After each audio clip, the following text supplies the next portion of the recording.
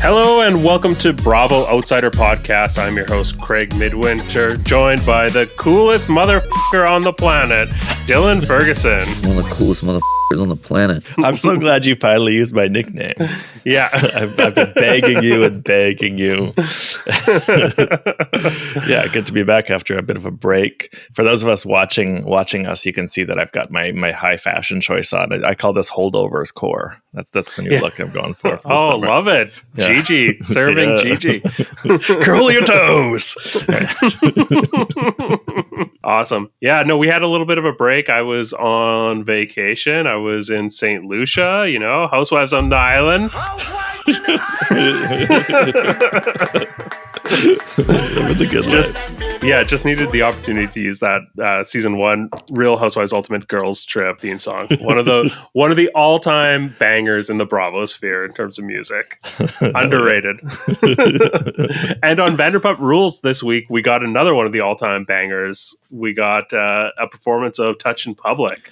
Yeah, I did not expect that to ever come back. I know. That is, like I said, one of my favorite Bravo songs. I think it's so much fun. Insane song. Really crazy. Insane song, insane band. Yeah, in literally insane bandmate. I mean, not to be disrespectful to his family or anything, but insane. Like literally, just everything about that song is insane. So it was crazy that that felt like the moment where they like kind of tried to tie a bow on the whole Sandoval is back storyline they've been building up all season. And it's crazy that they capped that off with a Touch in Public performance. Like I did not see that coming.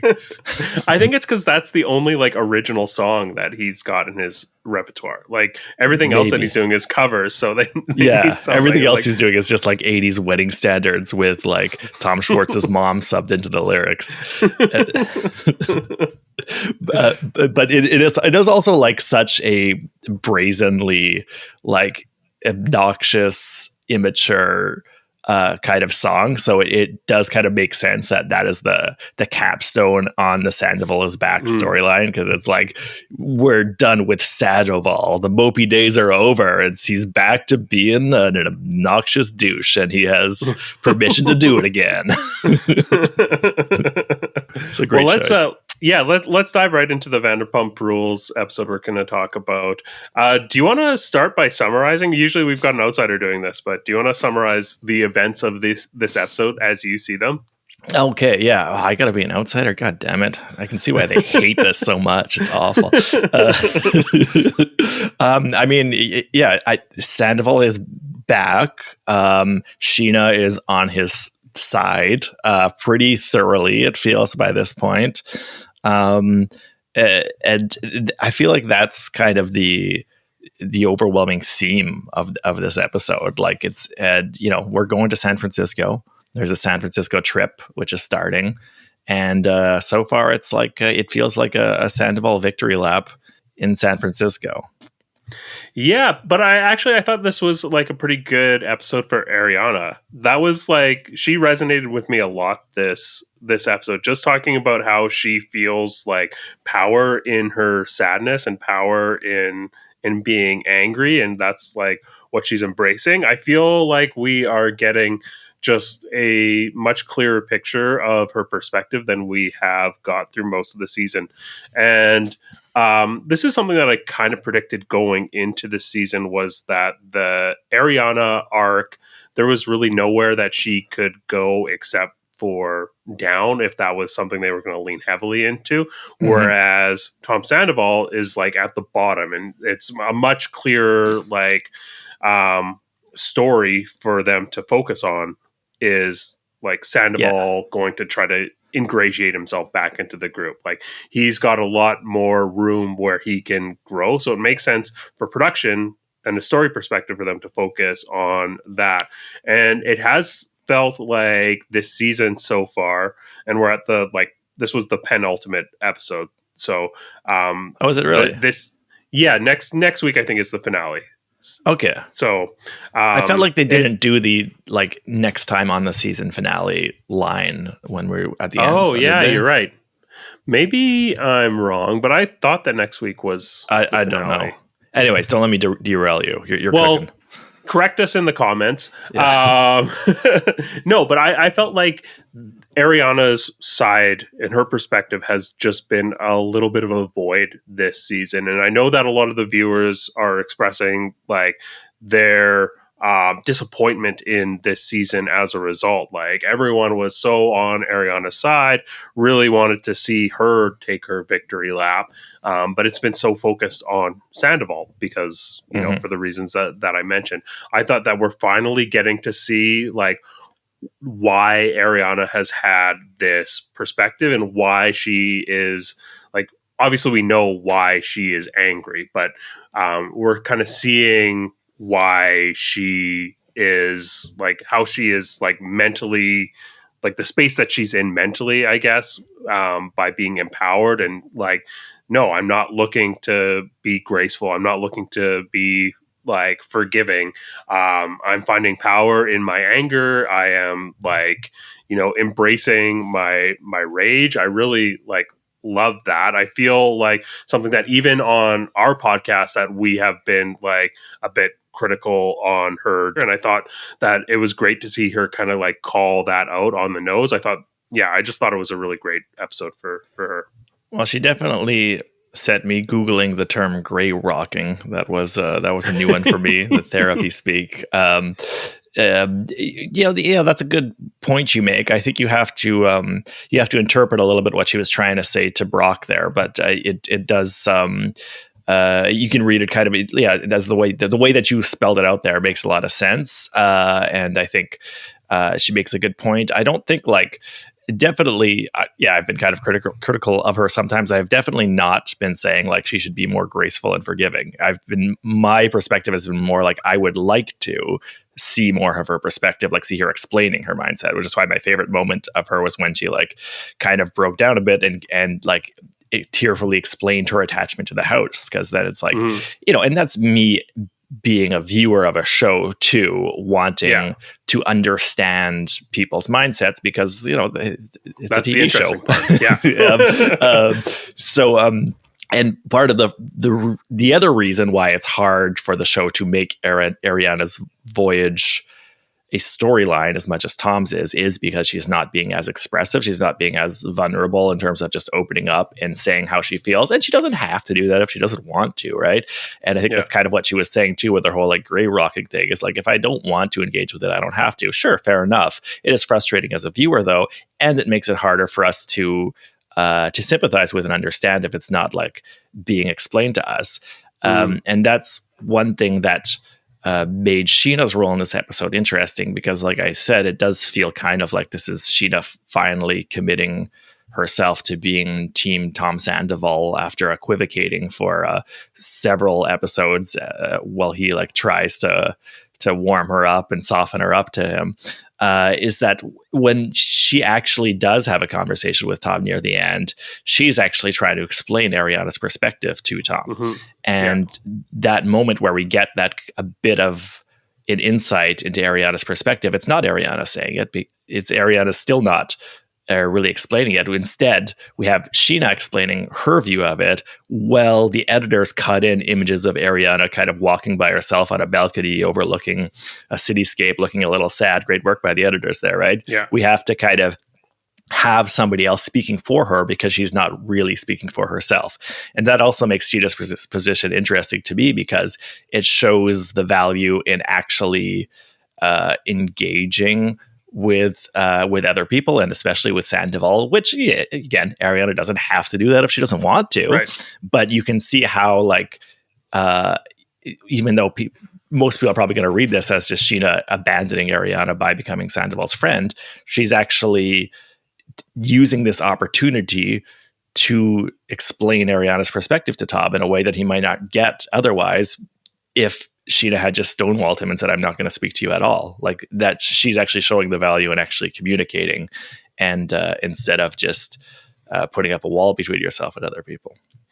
Yeah, that's true. And I think like what I agree completely with what you're saying, like Ariana as a human, like she is totally within her rights, and it is probably a very like healthy stance for her to take, like, you know, closing herself off, not being vulnerable, like, you know, just like stealing out or gray rocking as she called it. But that is at odds with, you know, making a TV show and giving the production team the tools they need in order to construct her story in a sympathetic way. They don't have a lot of options for what they can do. So yeah, that makes a lot of sense. Anything stand out to you about how this episode was presented? Aside from that bit with the cross cutting with Ariana and Scheana's explanation, I like the boat ride. Like, I just always like, it's always fun when they go in a boat, but you know, in the Real Housewives universe, it's usually just like a placid blue sheet under a sun.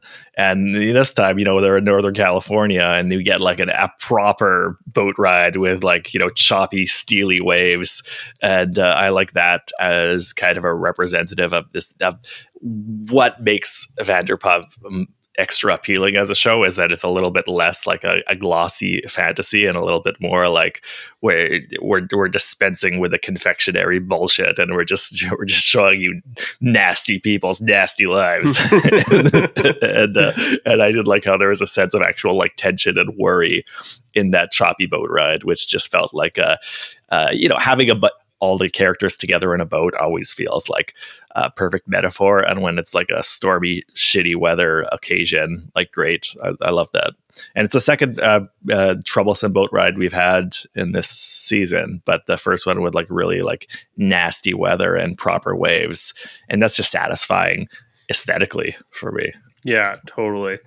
I also really loved the boat ride. I think one of the things that stood out to me in terms of the storytelling was I thought it was just really nice for them to use Alcatraz as a symbol here. I loved how Tom and Tom were having this discussion about whether or not the guys escaped from Alcatraz from the shore, like, and you know, Tom Sandoval has escaped from a prison of his own creation. He has made it across. He has like traversed the sea, and he's standing on the shore, just like he's actually there, present on this group trip with everyone. Everyone's in the same room. I really just liked this as a symbol. I thought it was really good for them to kind of include this little conversation.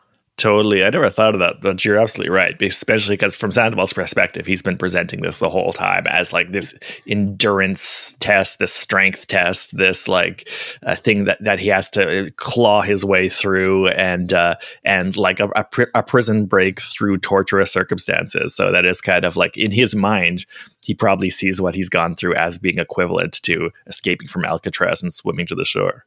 Yeah, totally. Let's get into our highlights. What were your highlights here? I mean, I'm glad that Joe's back and T is back too. I didn't expect either T or Joe would come back, but here they both are. And The Touch in Public is back too. A lot of things I didn't expect to be back suddenly coming back. So that's like, it is just a highlight for me to have Joe back, even though like I'm just, you know, still really worried for her. Like not gonna end up well.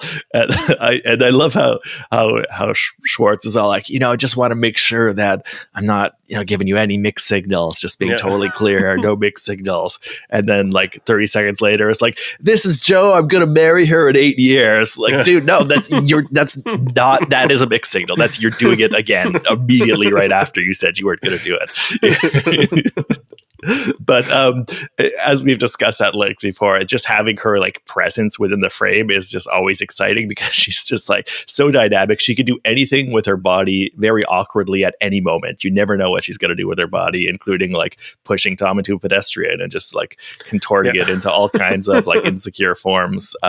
So there's just that energy that just comes right off the screen. She's like the Jim Carrey of reality television, like just able to perform such like physical transformations. Yeah, totally. Or like Jerry Lewis or something. Like she could just like that kind of like intense, awkward physicality that could manifest into any form at any time is totally part of her vibe. I love it. So it hasn't done much yet, but glad to have her back. Interesting that we get to have Dan become a bit of a character now too, though he hasn't done very much yet either. He comes out of hiding to go directly into hiding on screen. Yeah, very avoidant, right? Like he wants Lala to know that he's unbothered by Tom Sandoval, but that's like not an emotion. That's like you're just saying what you're not, and he's just like doesn't want to engage with him, but doesn't want to explain why. He's not giving us much. He just seems to be kind of avoiding it, and that's probably what Ariana wants from him too. So he's probably doing what she would rather he does too. But it does feel very avoidant, so it's kind of disappointing. The only thing I feel like we learned about him was that he doesn't want to move to LA and he's got a sleeve allergy, and that's about it. Yeah. What about you? What grabbed you in this one? Yeah, like I mentioned about Ariana, I feel like getting her perspective was a big highlight for me. I also really enjoyed what we got from Schwartz this episode. As we've repeatedly mentioned this season, seeing Schwartz trying to navigate this situation that he has no tools to do. Like, he always wants to be the well-liked guy, and to see him be happy about being on Ariana's good side or being tolerated by her, I thought was really good. I love that we got the more of this like post-divorce friendship dynamic from Katie with like these ghosts of the past, where he's like trying to like joke about their intimacy, but it's obviously like a really raw subject, and he like has to pivot away from it immediately after. I just really like seeing Schwartz playing from a disadvantage, because we've never really seen that before. It's so awkward. And I do love, I love him like kind of hitting on Katie. I think it's great. Go for it. Shoot your shot. Why not? I remember that like bit in like Coffee and Cigarettes where they're like, the great part about having quit smoking is that you can have a cigarette once in a while. I feel that way about relationships. Like, the great part about realizing it's time to end your relationship and moving on from another person is that you can hook up with them once in a while. and I'm glad that Schwartz seems to share my philosophy. And it's not going to work, but good for him for going for that. I love that you reference like Coffee and Cigarettes, because anytime we see like Schwartz and Katie together, it does have that same exact vibe as a conversation from Coffee and Cigarettes. Their post-breakup vibes, I love them. I love their conversations. I love the mix of like friendly tension combined with like a burbling trauma under the surface, mostly on Katie's side, but it's just they've got such dynamic tension when it's just the two of them with nobody else around. I'm always going to love those scenes. Yeah, totally. Another one of my highlights, just a little thing, was that when at the beginning at Kyle Chan's shop, when Sandoval comes in, he introduces himself to one of the guys as Sando.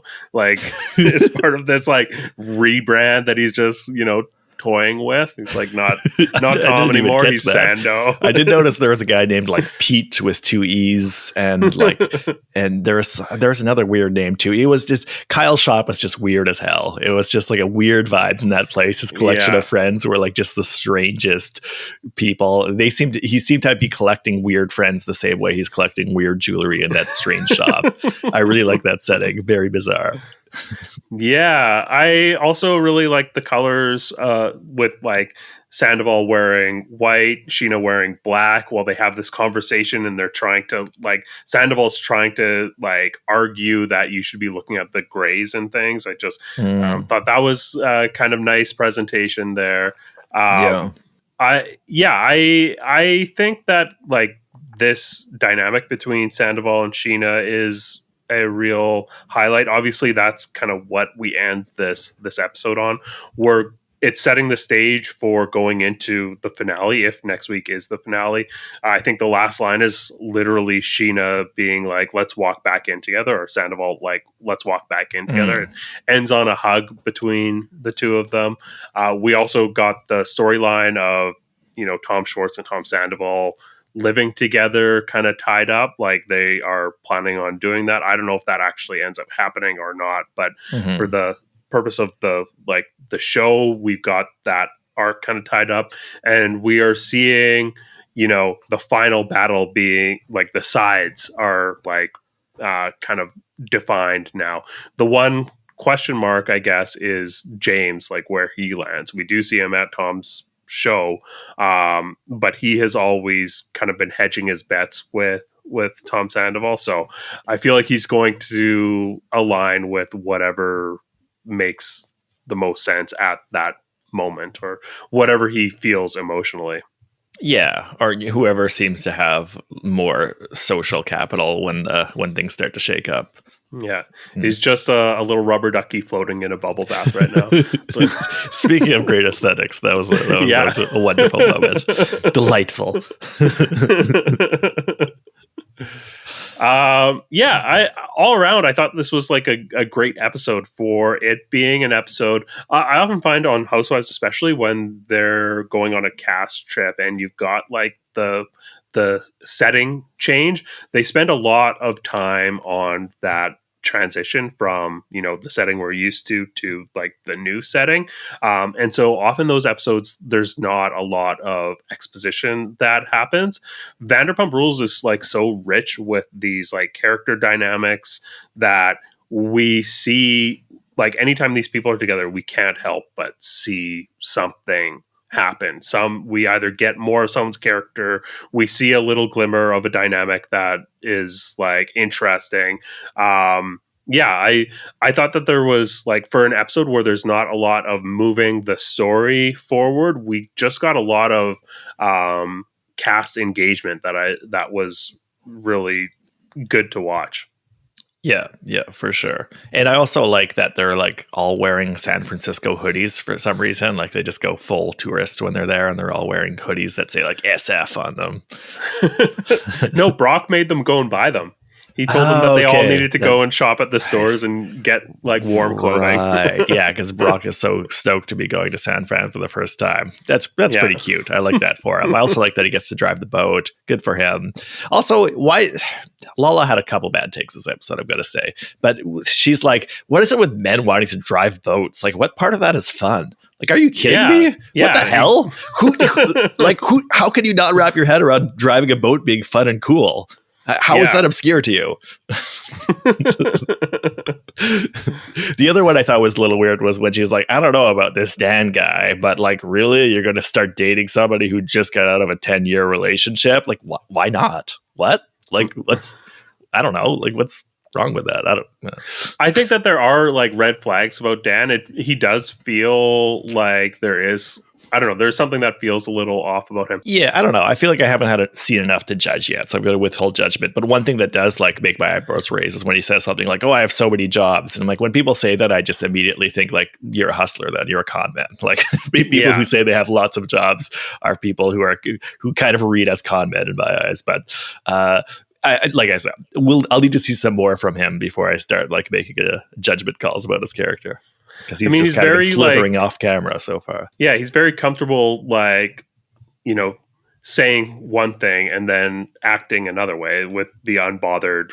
I'm unbothered by Sandoval, but I'm just going to completely, refuse hide to in the engage with him and bathroom when he shows up and not go to any of the like cast events. Yeah, though part of me wonders if he's just doing what Ariana wants him to do, and he knows that Ariana doesn't want him to say, I'm going to avoid him because Ariana asked me to, so he's just like not saying that. I don't know if that's true though. Any other highlights that you had? Lots of sea lions. That's great. Love seeing sea lions. Love seeing animals. Oh, yeah. The cuddle puddle. Yeah. Adorable. They look like they stink so bad, but they're adorable. Yeah, that about covers it, I guess. We also got an insert shot of them like watching a windsurfer die. that was fun. How funny would it be if there was another shot where you can see like rescue vehicles, just like rescue boats and helicopters just coming in the background, like just a brief glimpse in another shot of them like pulling a body out of the waves. just ignored by everybody on the boat. I'm sure he's fine. Yeah. R.I.P. We'll do a little montage. Yeah. In memory. Look at him. Oh, look at it. Oh my God. Get back out there. Come and help me if you want. You come and help. Are you serious? If you come and help me. Okay, let's get our stars. Who are your stars, Dylan? I don't know. I feel like Sandoval was front and center. I'm not sure I want to give him a star, though. I'm just kind of I've gotten so tired with the Sandoval act, and the fact that they like make it so apparent that this is his victory tour is just kind of getting exhausting to me. So I think I'll leave him off. Let's give first star to Scheana for doing a lot of work, talking a lot, making conversations happen, making like really talking pointedly to Sandoval, and like really making him reckon with what she's saying. I think she did a good job there in that conversation. Let's give her first star. Yeah, we also got her and Brock talking a lot about their relationship, or we maybe not talking a lot about their relationship, but kind of continuing to uncover the sore points, like just how they parent, and Brock wanting a bit more space from the child, or just a bit more freedom. Not space from the child, but more freedom to like go out and do things. Whereas, Scheana is still very tethered. Yeah. Yeah. So, you know what? Let's give second star to Brock too, because he's so happy to be there. Good for you, buddy. Have fun. Okay. I'm going to contest that star though.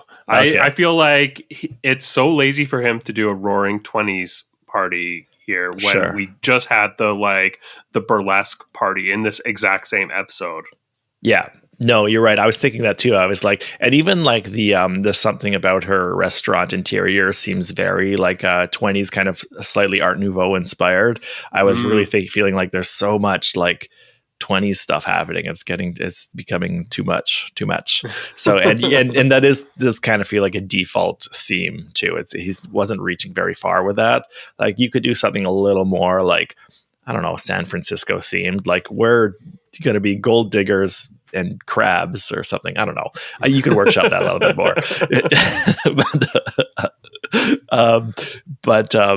I didn't reach far for that. I still liked him in this episode though. He was having fun. I just like to see him having fun. Big old Kiwi lunk having a good time. Didn't know they had Mormons down under, by the way. He says he was raised Mormon. That was a surprise to me.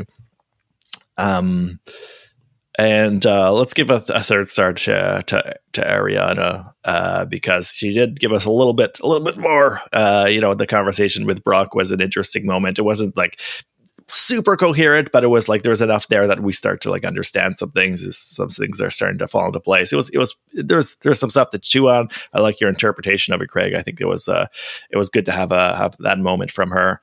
And the runners up. Stars 4 through 76 are all the sea lions. Love it. My number one star is going to be Ariana. I just really loved that we were getting more from her, and her perspective was like really, it really framed how her presentation was this season. I would say Schwartz is my number 2 star, and number 3 star I'm going to give to Scheana. Let's get into the Valley. Let's start it off with a summary. What happened here, Dylan? I'd summarize it in 2 words: marriage sucks. Well, this was really dark for me. I loved it. Like, it was a good episode. I feel like it's starting to really like get its legs under it, the show. Like for a while there, it was kind of, my attention was drifting. It wasn't really grabbing me. But from last episode, the previous one, which ended with like the best hallway fight I've seen since Old Boy, leading into this one, was like, things are getting heavy. Things are really getting weighty and dark. Like to me, this show is getting really dark. Like these relationships all suck. Everybody's trapped. Everybody's unhappy. It's just like, it's heavy. It is like, we've got obviously Michelle and Jesse who loathe each other and are trapped in a terrible marriage. Nia's got depression and can't see a way out of her cage. Brittany's stuck with Jax and which is a horrible penalty in and of itself, and they're both clearly unhappy. I mean, what else? Luke Colorado is and Kristen are in a relationship that's probably not going to end anywhere pleasant. Yeah, and Janet is with a guy who's like so lame that he thinks that the cool part about Bonnie and Clyde is that they could potentially reform and obey the law.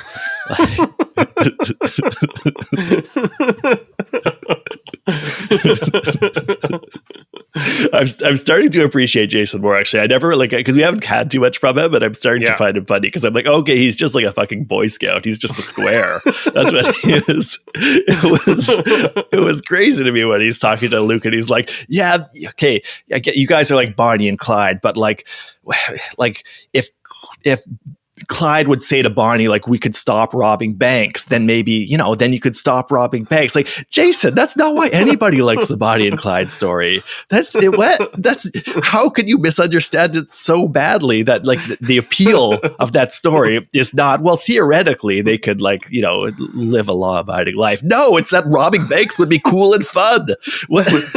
How do you not get that? So yeah, they're all trapped. They're all sad.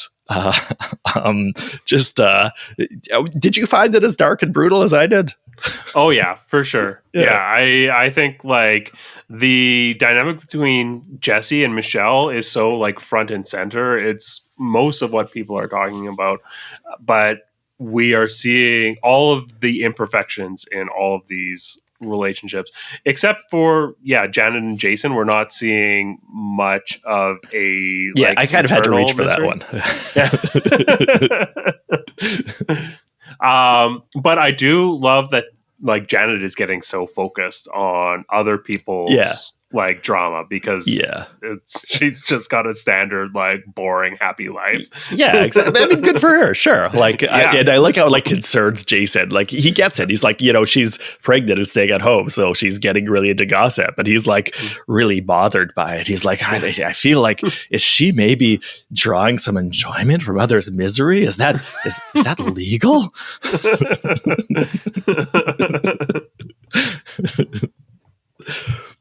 But yeah, obviously Michelle and Jesse is just so toxic. Can't stop soon enough. They can't figure out a way to separate soon enough.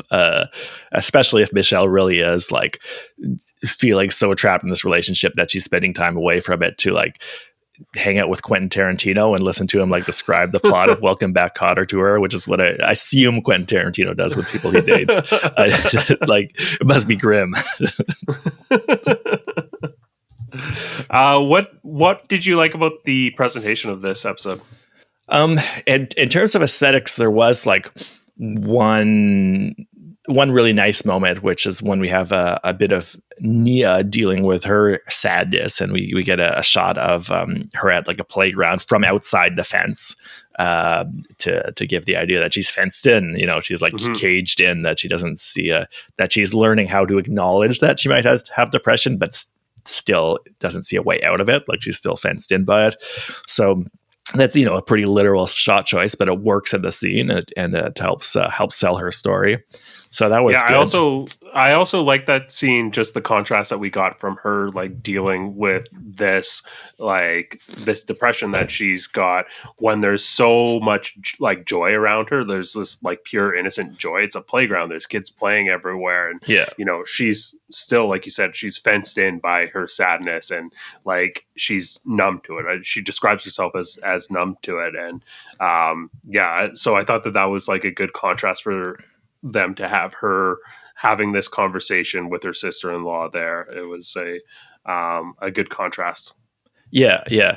I also enjoy the editing choice of having Jax and Brittany in that like tantric love nest session, whatever the hell that bullshit was. Like that incense, patchouli, that stuff is like, there's nothing less erotic for me in the world. I can't understand that at all. Like sitting on the floor while somebody burns incense and like, just seems like the opposite of like what would rekindle your erotic desire for one another. But I mean, maybe it works for some people, I guess, whatever. I guess maybe I just need to smoke more weed for that to like be something that gets me going.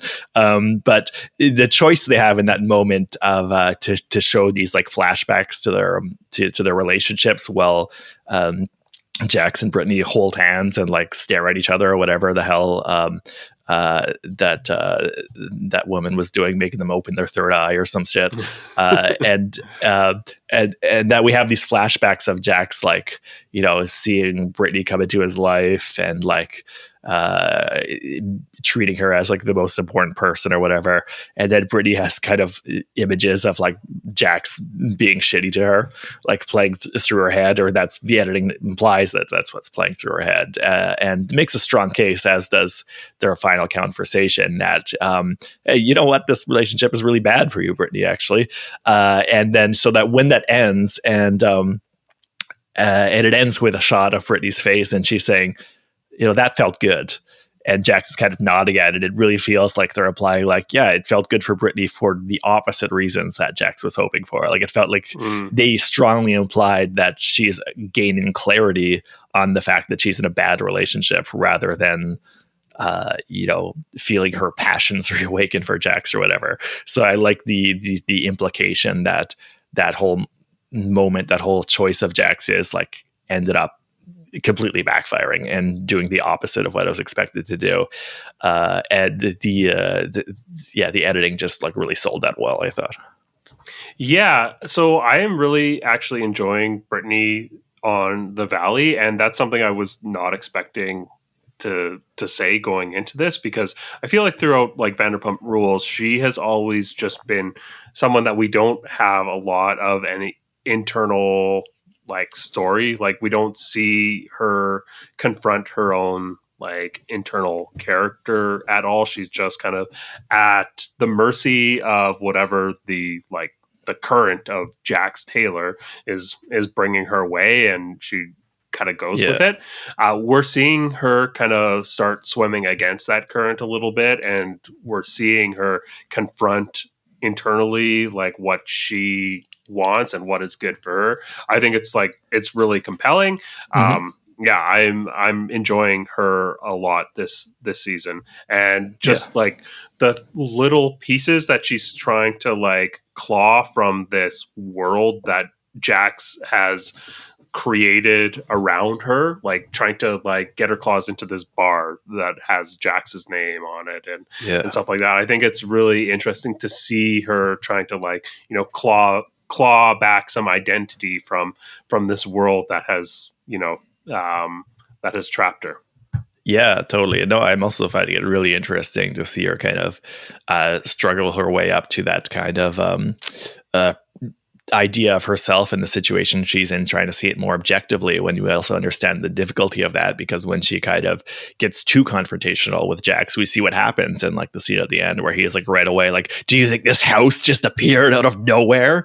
And you could understand why there's like kind of a pressure probably being put on her to not get that confrontational, which probably makes it a lot more difficult for her to kind of reckon with what her situation is in life right now, and what she would want to do if she needs to make changes or whatever. And again, these marriages feel very like imprisoning in every way that we're seeing them, and it's not a heartening look, and it doesn't encourage me either to have like people saying these cliches about like, oh, marriage is hard work. You know, there's some married people just love to say that, right? Like, marriage is hard work. It takes hard work. It's grueling effort. It's toil. It's like it's slaving away in a labor camp in Siberia. It's nothing but grim work. And they say that proudly, like that sounds like it sucks, dude. Like, what? I mean, I get the idea that like, yes, if something's worthwhile, it's worth like putting in the effort to uphold it and stuff. But at a certain point, it just sounds like you're just like bragging about sadistically, masochistically about like having a shitty life. And that's why when people who are obviously pretty shitty husbands like Jesse and Jax say like divorce is not something that happens in our family, we don't say the D word. To me, it sounds more like a threat than a boast. Like, you're trapped in this hell with me. There's no way out. Like, sometimes divorce is like pretty good idea, and the others, there's a reason why it's like one of the biggest like social achievements in certain countries in the last like 50 years is like creating no fault divorce, so that people, especially women in abusive relationships, have like an actual way to get out. Like, so when people talk about like divorce, like it's a dirty word, you can't say that. It's like, that's not an encouraging thing for me to hear coming out of your mouth, actually. Yeah, totally. But very consistent with his character, just having some like backward ass perspective on, you know, how a relationship should work. Yeah, absolutely.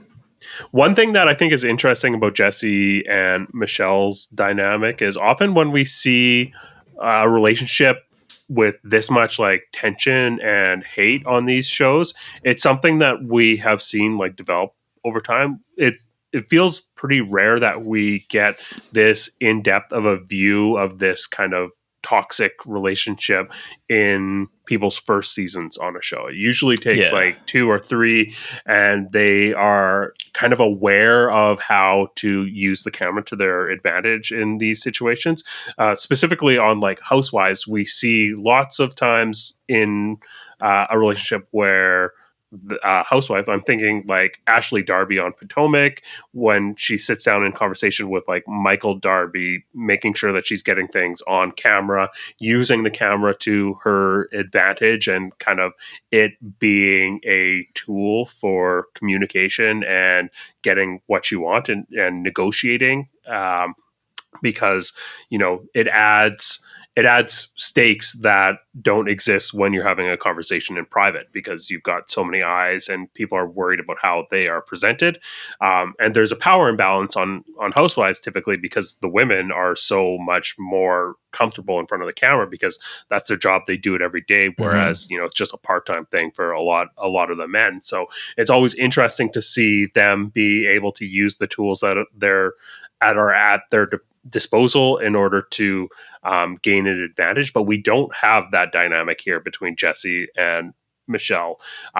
We kind of actually see it a little bit in the relationship between Jax and Brittany, just because Jax has more on-camera experience. He knows how to use the camera to his advantage a little bit more, and this is something that like Brittany is still feeling out. But to see this kind of raw toxic relationship like right out of the gate is such a pure and interesting thing to watch.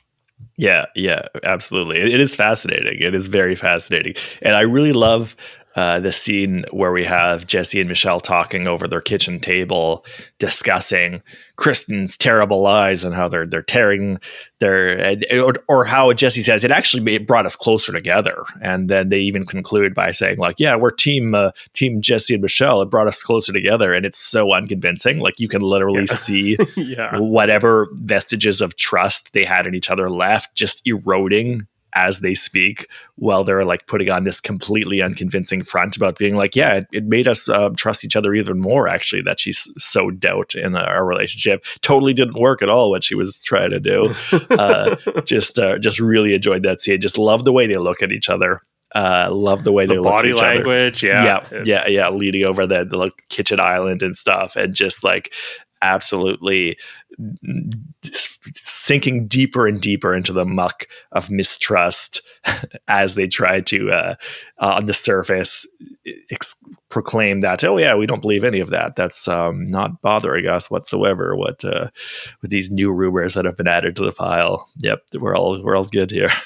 Great. The thing about their dynamic that is so interesting to me is that Michelle comes across as someone with like so much guilt. Like, she comes across like very guilty in this situation, and Jesse comes across as someone that is like less concerned about whether or not like she's guilty, but like he is enjoying the power that he has as a result of there being this like shadow of guilt over Michelle.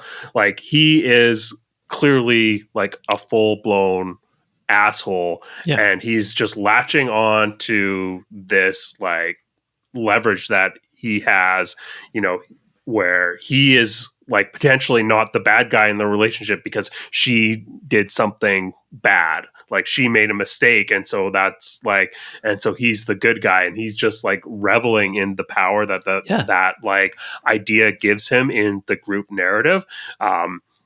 Really, really fascinating to watch.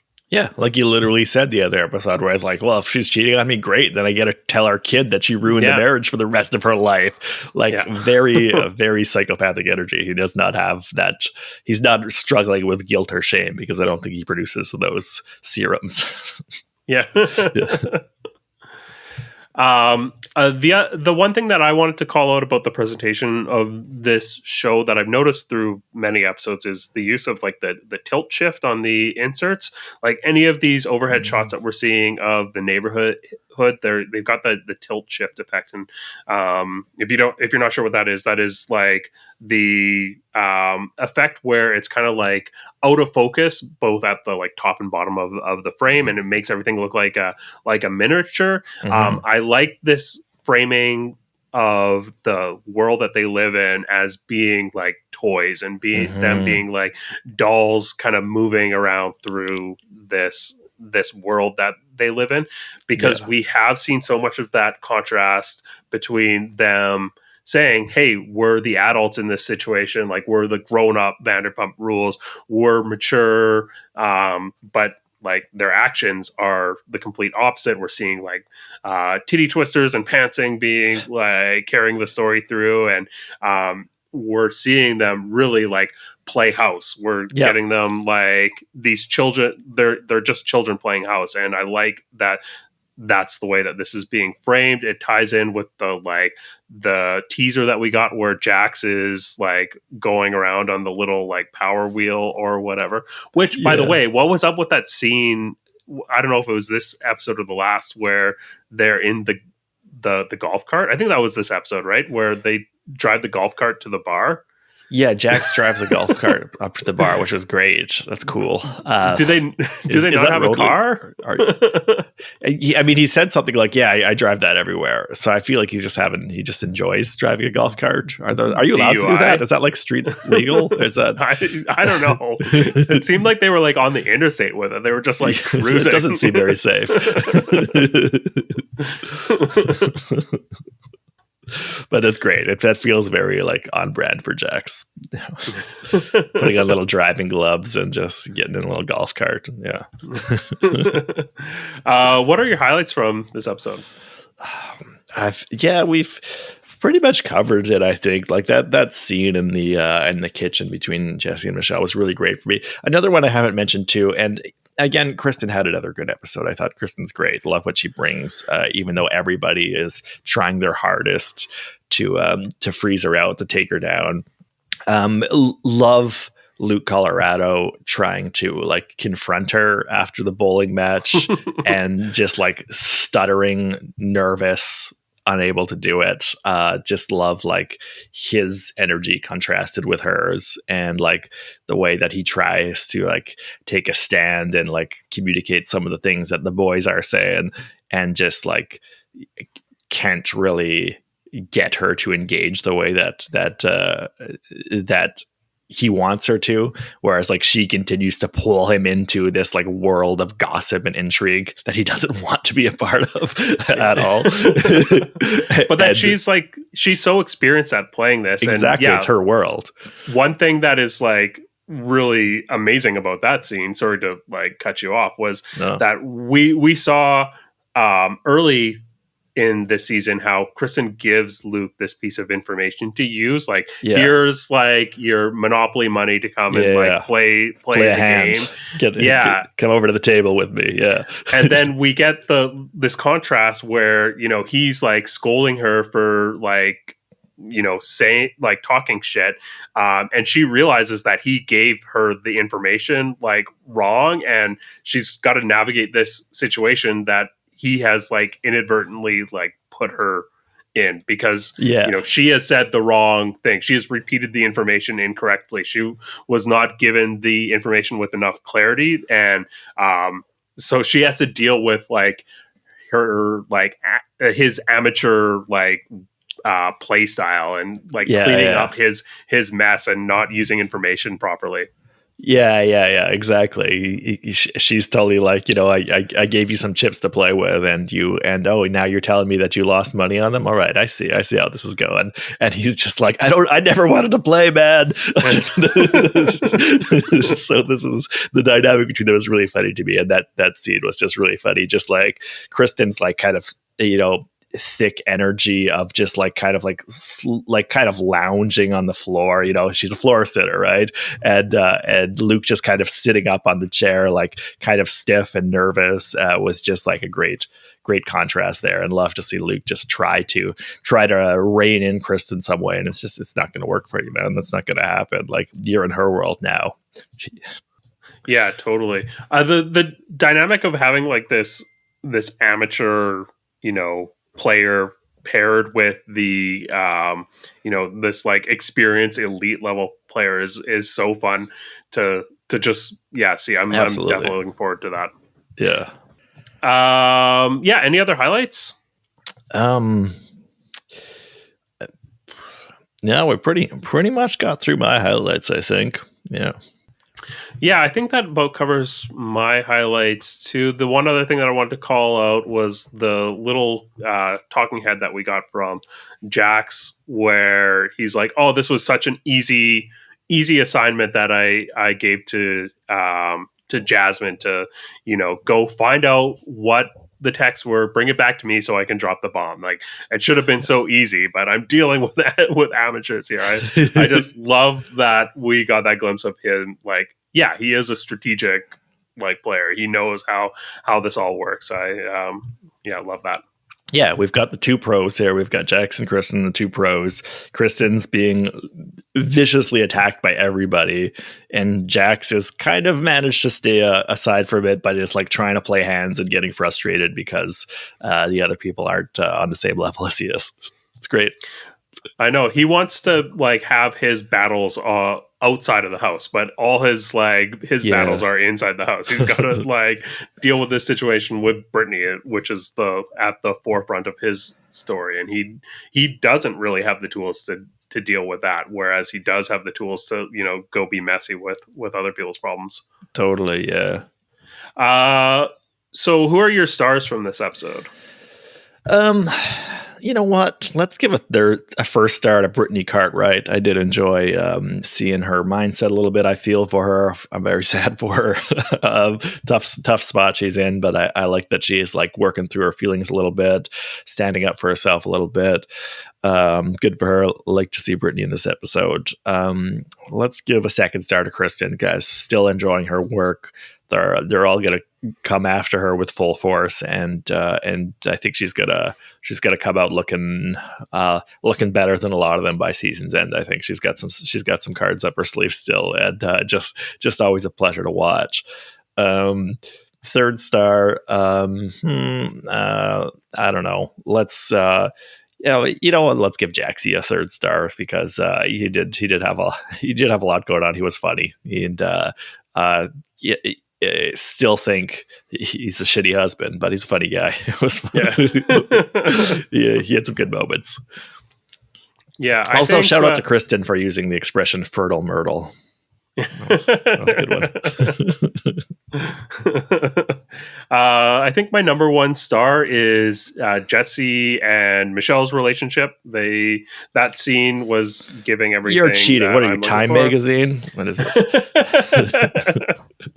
Number two is Jackson Brittany's relationship. Love that that we're getting that dynamic. Oh, what's number three? The person listening to the show. No, number three I'll give to Kristen. Though, like you said, we're getting a lot from her. Actually, the relationship between Kristen and Luke we got a lot from. So I think that about does it for this week. Dylan, do you have anything you want to bring up before we close it out here? No, I think that's good. I'm glad that that the Valley is starting to heat up a little bit. I mean, I know we've got some other shows that are on the docket, so I don't know how much we'll stick with it, but we'll see. But I feel like it's been really starting to hook me after a few episodes of feeling a little weaker. Yeah, well, Vanderpump Rules, if it ends next week, if we're right about that, then we'll have both the finale of Vanderpump Rules and the premiere of Real Housewives of New Jersey next episode. Yeah. That's going to be great. Can't wait. Which is going to be New Jersey. The online discourse surrounding Real Housewives of New Jersey is the most insane and toxic like online world I have ever been a part of. And it's like heating up like nobody's business. There's so much going on there.